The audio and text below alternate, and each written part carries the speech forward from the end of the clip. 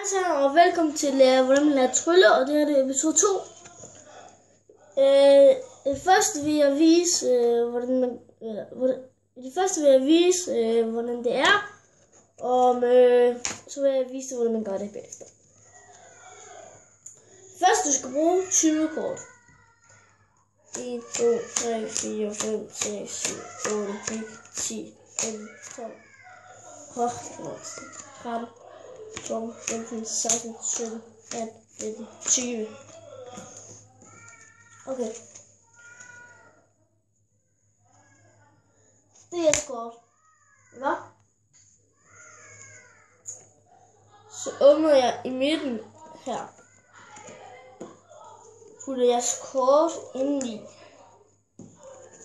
Og så tager jeg det her ovenpå. Så gør jeg sådan her.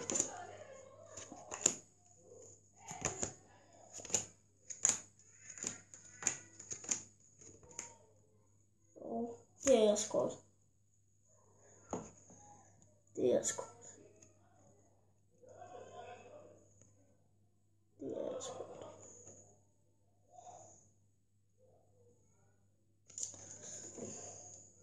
Så nu vil jeg vise dig, hvordan man gør det. Det første er, at du tager 20 kort. Og så, så siger du til din makker, man skal tage dem. Eller det er din kort.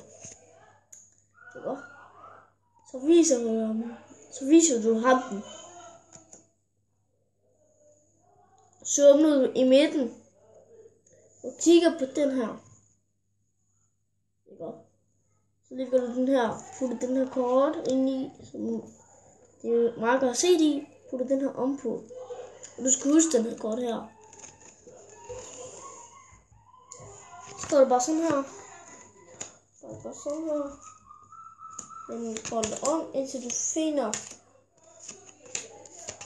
den kort. Den her kort.